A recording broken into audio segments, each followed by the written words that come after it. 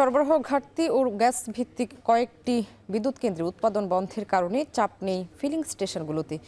বিস্তারিত জানাতে রাজধানীর গোলাপবাগ থেকে যুক্ত হচ্ছেন কামরুল হাসান জনি। জনি, জানাবেন ফিলিং স্টেশনে গ্যাস নিতে কত সময় অপেক্ষা করতে হচ্ছে আর গ্রাহকরা কি বলছেন?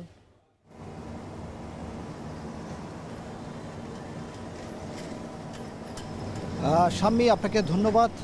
ঠিক যেমনটি বলছিলেন, আসলে গ্যাসের যে সরবরাহ ঘাটতির কারণেই মূলত চলমান যে গ্যাস সংকট, এই সংকটে পড়েই প্রায় ঘন্টার পর ঘন্টা অপেক্ষা করতে হচ্ছে যানবাহন চালকদেরকে। আমরা সকাল থেকে রাজধানীর বেশ কয়েকটি সিএনজি স্টেশনে আমরা গিয়েছিলাম, আমরা ঘুরে দেখেছি যে গ্যাসের যে চাপ না থাকার কারণে এখনও সংকট রয়েছে এবং এই সংকট কিন্তু দীর্ঘ কয়েক মাস ধরেই কিন্তু চলমান আছে। এবং রাজধানীর আমরা আজকে প্রায় 6-7টি সিএনজি স্টেশন আমরা ঘুরে দেখেছি। আমরা দেখেছি গ্যাস না থাকার কারণে বেশ কয়েকটি স্টেশনকে বন্ধ রাখা হয়েছে এবং যেসব স্টেশনগুলো মূলত চালু রয়েছে সেখানেও দীর্ঘ সারি আমরা লক্ষ্য করেছি, অর্থাৎ চালকরা কিন্তু প্রায় 2 থেকে 3 ঘন্টা ধরে অপেক্ষা করে তারপর তিনি গ্যাস নিতে পারছেন, তবে তাও তাদের চাহিদার তুলনায় অনেক কম এ ধরনের বলছেন চালকরা। এবং সকাল থেকে আমরা যেটি আসলে লক্ষ্য করেছি যে 2-3 চাকার যে বাহনগুলো আছে, অর্থাৎ আমরা যেগুলোকে আসলে সিএনজি চালিত যে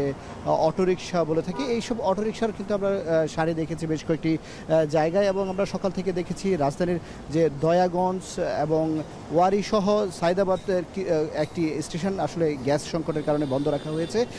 মানিকনগর এবং আমরা বর্তমানে যেখানে আছি যে গোলাপবাগ, এখানেও একটি স্টেশনে গ্যাস দেয়া হচ্ছে, তবে যে চাপ কম থাকে এখানেও কিন্তু দীর্ঘ লাইন আমরা লক্ষ্য করেছি।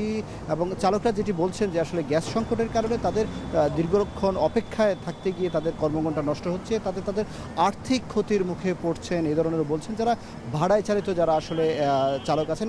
এবং আমরা বিভিন্ন পরিবহনের যাত্রীদের সঙ্গে আমরা কথা বলেছিলাম, তারা বলছেন যে গ্যাস সংকটের কারণে যানবাহনগুলো যেভাবে আসলে সড়কে কমেছে, সেখানে ভাড়ার যে জায়গাটি সেখানে আসলে বাড়তি ভাড়া নেওয়ারও অভিযোগ করছেন যাত্রীরা। স্বামী, রাজধানীর গোলাপবাগ থেকে এই ছিল আমার কাছে সবশেষ। গ্যাস সংকটের খবর জানাচ্ছিলেন কামরুল হাসান জনি।